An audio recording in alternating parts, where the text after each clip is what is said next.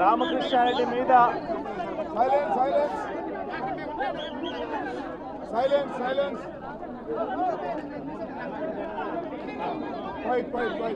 ఈరోజు పిన్నెల్లి రామకృష్ణారెడ్డి మీద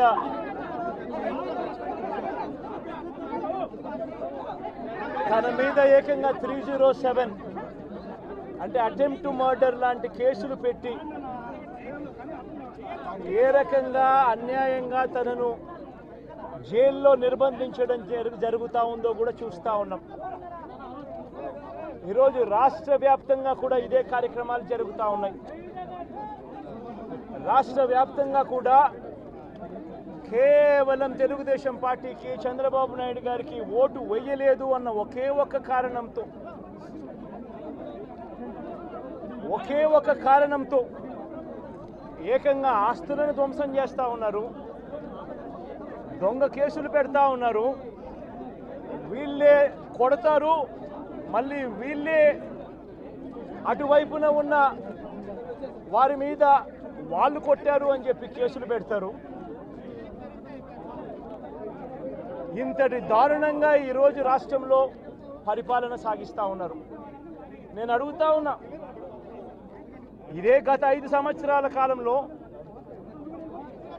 వైఎస్ఆర్సీపీ పరిపాలనలో ఉండగా, వైఎస్ఆర్సీపీ ప్రభుత్వంలో ఉండగా అప్పుడు జగన్ ఏం చేశాడు?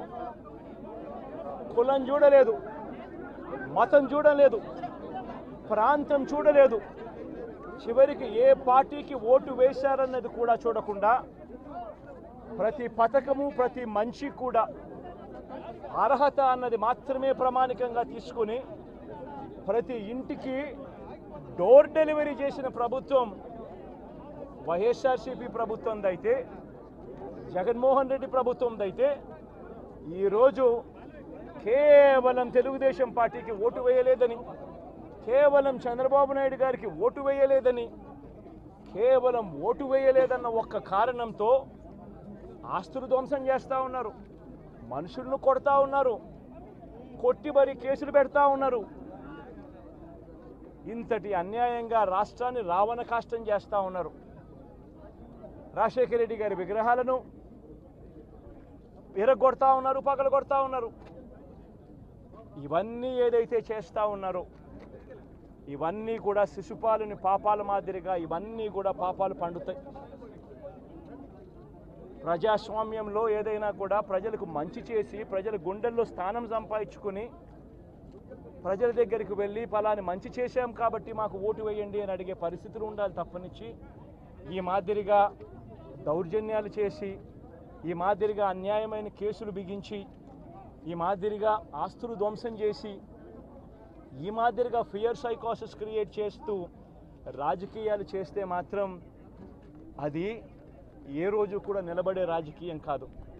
తాత్కాలిక మేలేదైనా జరుగుతుందేమో తప్పనిచ్చి తర్వాత ఓటు వేసేటప్పుడు మాత్రం ప్రజలు ఇవన్నీ కూడా ఖచ్చితంగా గుర్తుపెట్టుకొని లెక్క జమ చేసి చంద్రబాబు నాయుడు గారికి గట్టిగా బుద్ధి చెప్పే పరిస్థితులు రోజులు కూడా తొందరలోనే ఉన్నాయని కూడా ఈ సందర్భంగా చంద్రబాబు నాయుడు గారిలో మార్పు రావాలని సందర్భంగా కూడా తెలియజేస్తా ఉన్నా. నిజంగా ఇదే విషయానికి వస్తే ప్రజలు ఎందుకు నీకు ఓటేశారు చంద్రబాబు నాయుడు గారు అని చెప్పి ఫస్ట్ చంద్రబాబు నాయుడు ఆలోచన చేయాలి. ఒకవైపున వైఎస్ఆర్ కాంగ్రెస్ పార్టీ ప్రజల్లో వ్యతిరేకత వల్ల ఓడిపోలేదు, ప్రజలకు మంచి చేసి ప్రజలకు మంచి చేసి వైఎస్ఆర్ కాంగ్రెస్ పార్టీ ఓడిపోయింది. ఎందుకు ఓడిపోయింది అని అంటే చంద్రబాబు నాయుడు చేసిన మోసపూరిత హామీలకు ప్రజలు కాస్తో కూస్తో కొద్దిగా ఇదే ఆ 10% కాస్త అటువైపున షిఫ్ట్ అయ్యి చంద్రబాబు నాయుడు గారు అధికారంలోకి వచ్చిన పరిస్థితులు. మరి చంద్రబాబు నాయుడు అధికారంలోకి వచ్చిన తర్వాత ఈరోజు రైతులకు ఇస్తానన్న రైతు భరోసా 20,000 రూపాయలు ప్రతి రైతన్నకి ఇస్తానన్నాడు. వ్యవసాయం స్టార్ట్ అయింది, ఖరీఫ్ మొదలైంది, పంటలు వేగంగా వేస్తూ ఉన్నారు రైతన్నలు. ఇంతవరకు రైతు భరోసా 10,000-20,000 రూపాయలు ఇస్తానన్న దానికి అతి గతి లేదు. బడులు మొదలయ్యాయి. అమ్మఒడి కింద జగన్ 15,000 ఇస్తాను అని అంటే కాదు చంద్రబాబు నాయుడు వస్తే ఎంతమంది పిల్లలు ఉంటే అంతమందికి ఇస్తాడు, ప్రతి ఒక్కరికి 15,000 ఇస్తాడు అని చెప్పారు. రాష్ట్రంలో 1 కోటి మందికి పైగా పిల్లలు బడియీడు పిల్లలు ఉన్నారు. బడులు స్టార్ట్ అయ్యాయి. ఆ ప్రతి తల్లి కూడా అడుగుతూ ఉంది, తల్లికి వందనం అని పేరు పెట్టావు, అమ్మఒడి అనే పథకాన్ని పేరు మార్చావు, మరి ఆ డబ్బులు ఏమైనాయని చెప్పి గవర్నెన్స్ మీద కాస్త ధ్యాస పెట్టి ఆ తల్లులకు ఇచ్చే డబ్బులు ఇచ్చే కార్యక్రమం చూడండి. రైతులకు ఇచ్చే రైతు భరోసా 20,000 ఇస్తామన్నారు, ఇచ్చే కార్యక్రమం చూడండి. ప్రతి అక్క చెల్లెమ్మకు 18 ఏళ్ళు పైబడిన ప్రతి అక్క చెల్లెమ్మకు ప్రతి ఒక్కరికి 1,500 రూపాయలు ఇస్తామని చెప్పారు. అంటే సంవత్సరానికి 18,000 రూపాయలు. రాష్ట్రంలో 4,12,00,000 మంది ఓటర్లు ఉండరని చెప్పి మొన్ననే లెక్కలు తేలాయి. అందులో దాదాపుగా 2,10,00,000 మంది మహిళా ఓటర్లే. అంటే అందరూ 18 సంవత్సరాలు నిండిన మహిళా ఓటర్లే. మరి 2,10,00,000 మంది ఈ మహిళా ఓటర్లందరూ కూడా 18 ఏళ్ళు నిండిన ఈ మహిళా ఓటర్లందరూ కూడా వీళ్ళందరూ కూడా ఈరోజు అడుగుతూ ఉన్నారు, 1,500 రూపాయలు ప్రతి నెల ఇస్తానన్నావు, ఏమైంది ఈ 1,500 రూపాయలు ఇచ్చే కార్యక్రమాలు అని చెప్పి అడుగుతూ ఉన్నారు. వాటి మీద ధ్యాస పెట్టే కార్యక్రమం చంద్రబాబు నాయుడు చేయాలి. ఇవేవి కూడా చేయకుండా కేవలం భయాందోళనలు క్రియేట్ చేయాలి, రాష్ట్రంలో రావణ కాష్టం సృష్టించాలి, దొంగ కేసులు పెట్టాలి, ఇరికించాలి, ఆస్తులను ధ్వంసం చేయాలి. వైఎస్ఆర్సీపీ అభిమానులైనా, వైఎస్ఆర్సీపీ కార్యకర్తలైనా, వైఎస్ఆర్సీపీకి ఓటు వేసిన వారైనా కూడా ఎవరిని కూడా ఉంచకూడదు అన్న దుర్మార్గపు ఆలోచనలతో అడుగులు ముందుకు వేయడం అతి హేయమైన రాజకీయం అని కూడా ఈ సందర్భంగా తెలియజేస్తా ఉన్నా. ఇదే రామకృష్ణారెడ్డి విషయానికే వస్తే నిజంగా ఎంతటి అన్యాయమైన పరిస్థితిలో కేసులు బిగించారు అన్నది ఒకసారి అందరూ కూడా ఆలోచన చేయమని కోరుతా ఉన్నా. ఇదే విషయం కారంపూడి ఘటన జరిగింది ఎప్పుడు? ఎన్నికలు అయిపోయిన తర్వాత మరుసటి రోజు, అంటే మే 14వ తారీఖున కారంపూడిలో ఘటన జరిగింది. కారంపూడిలో ఏం ఘటన జరిగింది, ఎందుకు జరిగింది? కారంపూడిలో తెలుగుదేశం పార్టీ చేసిన ఆకృత్యాలకు ఒక ఎస్సీ కుటుంబంలో ఉన్న మహిళలు ఇబ్బంది పడే పరిస్థితిలోకి పోయినప్పుడు వాళ్ళను పరామర్శించడానికి డిఎస్పీ అనుమతి తీసుకునే మరుసటి రోజు, ఎన్నికలు అయిపోయిన మరుసటి రోజు ఎమ్మెల్యే బయలుదేరాడు. ఎమ్మెల్యే కారంపూడికి చేరుకోక మునిపే ఆ ఎస్సీ కుటుంబం అనేది కారంపూడి అటువైపున ఉంటే, ఊరికి అటువైపున వాళ్ళు ఇల్లు ఉంటే ఆ ఊరు ఎంటర్ కాకమునిపే తనను అడ్డగించడము, అక్కడే గొడవ జరగడము, గొడవ జరిగేది టౌన్లో జరుగుతూ ఉంది, ఇక్కడ నుంచి ఇక్కడ అడ్డగించినారు. అసలు సిఐ అనే నారాయణ స్వామి అనే ఈ సిఐతో కనీసం ఎమ్మెల్యే కనీసం తటస్థ కూడా పడలేదు. కనీసం చూసిన దాఖలాలు కూడా లేవు వీళ్ళిద్దరు. ఆ రోజు ఆయన ఉండేది వేరే గొడవలో వేరే లొకేషన్, టౌన్ మధ్యలో గొడవ జరుగుతా అంటే ఆయన ఉన్నాడు, టౌన్ మొదట్లో ఈయన ఉన్నాడు. అసలు ఆయన తటస్థపడలేదు. ఆయన మీద ఆ గొడవ జరిగేటప్పుడు ఇటువైపు నుంచి అటువైపు నుంచి పడ్డాయి. చిన్న రాయి ఏదో తగ్గింటొచ్చేమో బహుశా, కానీ చిన్న రాయి కాబట్టి అసలు ఆయన మరుసటి రోజు అదే రోజు మెడికల్ లీగల్ కేసు కూడా పెట్టాల. అంటే ఎంత చిన్న ఘటన అది, జరిగిందో లేదో కూడా తెలియదు. మే 14న జరిగితే 9 రోజుల తర్వాత, అంటే మే 23వ తారీఖున ఆయనకి ఏదో జరిగిందన్నట్టుగా సిఐ హత్యాయతనం కేసు పెట్టడం జరుగుతూ ఉంది రామకృష్ణారెడ్డి. కనీసం సీన్లో కూడా నేను వ్యక్తిని, ఇది అన్యాయం కాదా అని అడుగుతా ఉన్నా. ఇన్సిడెంటే జరిగిందో లేదో కూడా తెలియదు. మరి ఇన్సిడెంట్ నిజంగానే జరిగిందంటే మే 14న జరిగిందంటే మే 15వ తారీఖున మెడికల్ లీగల్ ఎందుకు పెట్టలేదు? 17వ తారీఖున సిట్ కేంద్ర ఎన్నికల సంఘం 17వ తారీఖు నుంచి 20వ తారీఖు వరకు పల్నాడు ఏరియాలో ఆ సిట్ బృందం తిరిగి ఇన్సిడెంట్ జరిగిన ప్రతి అంశం మీద రిపోర్ట్ ఇచ్చింది. ఆ రిపోర్ట్ ఇచ్చిన దాంట్లో, ఆ సిట్ ఇచ్చిన రిపోర్ట్లలో ఎందుకు రాలేదు? మరి ఈ రకంగా ఒక మనిషిని హత్యాయత్నం కేసు మీద బిగించడం ధర్మమేనా? ఇంకొక కేసు కూడా తన మీద హత్యాయత్నం కేసు పెట్టాడు. మే 13వ తారీఖు ఎన్నికల సమయంలో పాల్వాయి గేట్ అనే పోలింగ్ కేంద్రం దగ్గర తాను వెళ్ళినప్పుడు జరిగిన ఘటన మీద అసలు ఎందుకు ఆ ఘటన జరిగింది? ఏదన్నా కొద్ది గొప్ప కనీసం ఆలోచన చేసే వాళ్ళు ఎవరైనా ఆలోచన చేయాలి కదా. అక్కడ ఉన్న ఎస్సీలను, ఆ గ్రామంలో ఉన్న సామాజిక వర్గం వాళ్ళు గ్రామంలో ఉన్న భూపుతులు లేకపోయి ఓట్లు వేసే పరిస్థితి లేకుండా ఉన్నప్పుడు ఎమ్మెల్యే అక్కడికి ఆ గ్రామానికి వెళ్ళినప్పుడు ఎమ్మెల్యే ఆ పరిస్థితి చూసి ఎస్పీకి 4 సార్లు 5 సార్లు 10 సార్లు ఫోన్ చేసినా కూడా ఎస్పీ రాని పరిస్థితిలో ఉన్నప్పుడు, కనీసం సిఐని ఎస్ఐని కూడా పంపించిన పరిస్థితిలో ఉన్నప్పుడు, అటువంటి బూత్లో, సెన్సిటివ్ బూత్లో కేవలం ఒకే ఒక్క హోంగార్డును పెట్టి బూతులు నడుపుతూ ఉన్నారు. అటువంటి పరిస్థితుల్లో అన్యాయం జరుగుతూ ఉందని చెప్పడం కోసం, అన్యాయం జరుగుతూ ఉన్న వాళ్ళ పక్షాన నిలబడడం కోసం ఎమ్మెల్యే లోపలికి పోయి ఈవీఎంను పగలగొట్టే కార్యక్రమం జరిగింది. ఎందుకు ఈవీఎంలో నిజంగానే ఎమ్మెల్యేనే రిగ్గింగ్ చేసుకుంటా ఉంటే, ఎమ్మెల్యేకి అక్కడ నిజంగానే ఎమ్మెల్యే పరిస్థితి అంత బాగుండింటే ఎందుకు ఎమ్మెల్యే ఈవీఎం పక్కన కొడతాడు? అక్కడ పరిస్థితి బాగలేదనే కదా, అన్యాయం చేస్తూ ఉన్నారనే కదా. అక్కడికి పోయినప్పుడు అన్యాయం చూశాడు కాబట్టే కదా ఈవీఎం పగలగొట్టాడు. ఆ ఈవీఎం ఏదైతే పగలగొట్టిన కేసులు ఏదవుతుందో తనకు బెయిల్ వచ్చింది.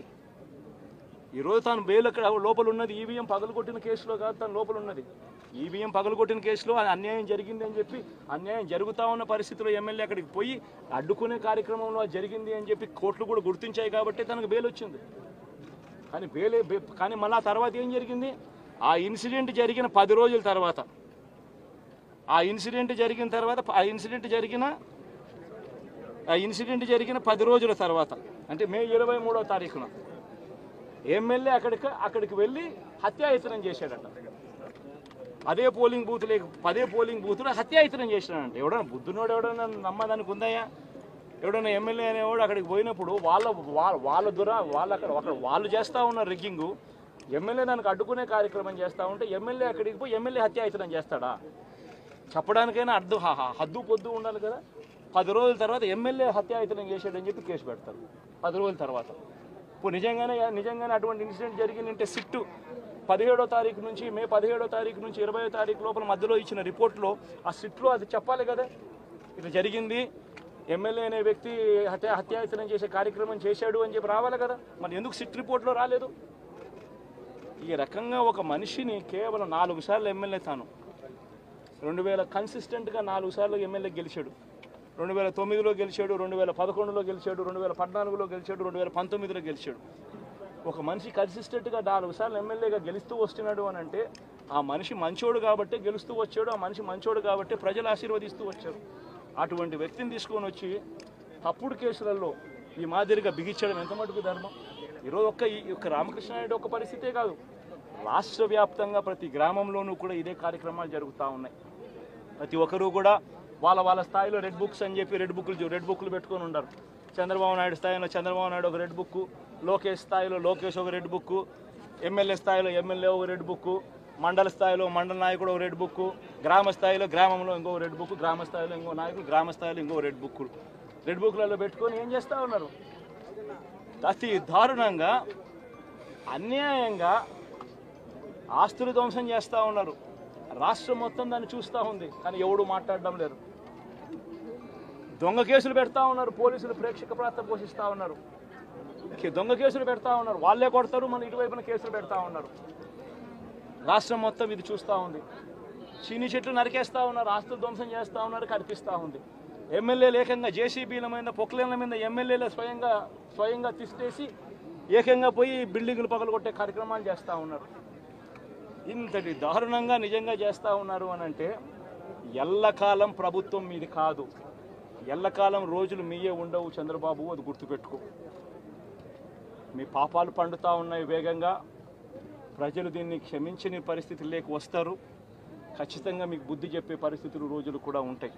శాతనైతే మంచి చేయండి, మంచి చేసి ప్రజల మనసులు గెలుచుకుని ఓట్లు ప్రజల మనసుల్లో స్థిరస్థాయిగా నిలబడే కార్యక్రమం చేయండి. కానీ తప్పుడు రాజకీయాలు ఈ మాదిరిగా నువ్వు ఒక్కరివే చేస్తావు అనుకుంటా ఉన్నావు. ఇదే మాదిరిగా కొనసాగితే రాష్ట్రంలో ఒక తప్పుడు సాంప్రదాయానికి నువ్వు నాంది పలుకుతా ఉన్నావు. నువ్వు వేసే ఈ బీజం, నువ్వు వేసే ఈ తప్పుడు సాంప్రదాయం, రేపొద్దున నువ్వు వేసే ఈ బీజం చెట్టు అవుతుంది. రేపొద్దున నువ్వు ఏదైతే ఇత్తుతావో అదే పండుతుంది.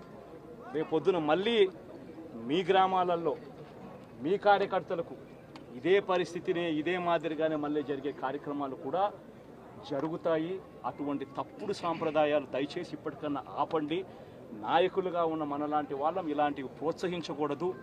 ఇలాంటివి ఎవరు తప్పు చేసినా తప్పు అని చెప్పే కార్యక్రమం నాయకులుగా మనం చెయ్యాలి. కానీ దగ్గరుండి ఈ మాదిరిగా ప్రోత్సహించడం అతి దుర్మార్గమైన కార్యక్రమం. దయచేసి దీనికి ఫుల్ స్టాప్ పెట్టే కార్యక్రమం ఖచ్చితంగా చేయండి చంద్రబాబు అని చెప్పి సందర్భంగా మరొక్కసారి చంద్రబాబును ఈసారి హెచ్చరిస్తున్నామని కూడా చెప్తా ఉన్నాం. ఈసారి కోరడం లేదు, హెచ్చరిస్తున్నామని కూడా చెప్తా ఉన్నాం. ఇదే మాదిరిగా జరుగుతూ పోతూ ఉంటే మాత్రం ఎవరైనా కూడా ఊరుకునే కార్యక్రమం జరగదు. రియాక్షన్ అనేది ఖచ్చితంగా ఉంటుందని కూడా చంద్రబాబు నాయుడు సందర్భంగా గట్టిగా చెప్తాం.